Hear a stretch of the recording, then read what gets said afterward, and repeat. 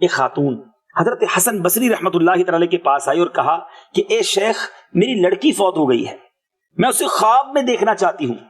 آپ نے فرمایا کہ 4 رکعت نفل اس طرح ادا کرو کہ ہر رکعت میں سورہ فاتحہ 1 مرتبہ اور سورہ تکاثر 1 مرتبہ پڑھو، اور یہ نماز عشاء کی نماز کے بعد پڑھ کر پہلو کے بل نبی پاک علیہ الصلوۃ والسلام پر درود پڑھتے ہوئے سو جاؤ یہاں تک کہ تمہیں نیند آ جائے۔ عورت نے اسی وظیفے پر عمل کیا۔ پھر اس عورت نے بتایا کہ میں نے اپنی لڑکی کو دیکھا، وہ عذاب میں مبتلا ہے، اس پر گندک کا لباس ہے، ہاتھ بندھے ہوئے ہیں، پاؤں میں آگ کی زنجیریں ہیں۔ جب بیدار ہوئی تو روتی ہوئی حضرت حسن بصری کے پاس پھر حاضر ہوئی کہ اور پورا خواب سنایا۔ حضرت حسن بصری رحمۃ اللہ تعالی نے فرمایا کہ کچھ مال صدقہ کرو، امید ہے کہ اللہ اسے معاف فرما دے گا۔ پھر حضرت حسن بصری رحمۃ اللہ تعالی نے اسی رات جب سوئے تو عالم خواب میں خود کو جنت کے باغ میں دیکھا۔ ایک خوبصورت تخت تھا جس پہ ایک حسین و جمیل عورت بیٹھی ہوئی تھی، سر پر نور کا تاج سجا ہوا تھا۔ کہنے لگی اے حسن کیا آپ مجھے جانتے ہیں؟ آپ نے فرمایا میں تو نہیں جانتا۔ اس نے کہا میں اسی عورت کی بیٹی ہوں جس کو آپ نے ایک وظیفہ بتایا تھا۔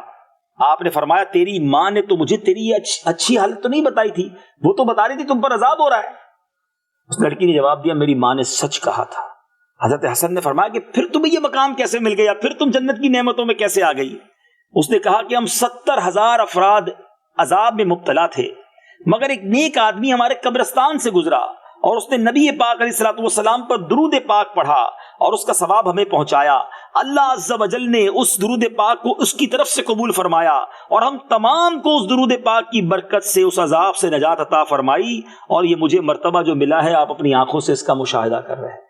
70,000 قبر والوں سے عذاب دور ہو گیا، ایک نیک بندے کا ایک درود پڑھ کر ایصال کرنا۔ اسلامی بھائیوں یہ تو ایصال کرنے کے یہ فضائل ہیں، جو خود درود کثرت سے پڑھتا ہو اس کو کیا کچھ نہیں ملے گا۔ جبھی تو ہم بار بار کہتے ہیں ہر درد کی دوا ہے صلی علی محمد صلی اللہ علیہ وسلم۔ اللہ کرے کہ ہمیں ذکر کرنے والی درود پڑھنے والی زبان مل جائے، فضول باتوں سے ہم بچنے والے بن جائیں۔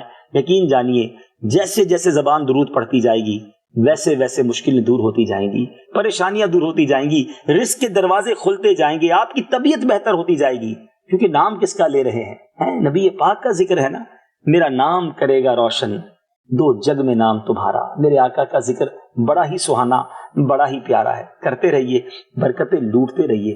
صلو علی الحبیب صلی اللہ تعالی علی محمد۔ مجھے اپنی اور ساری دنیا کے لوگوں کی اصلاح کی کوشش کرنی ہے انشاءاللہ۔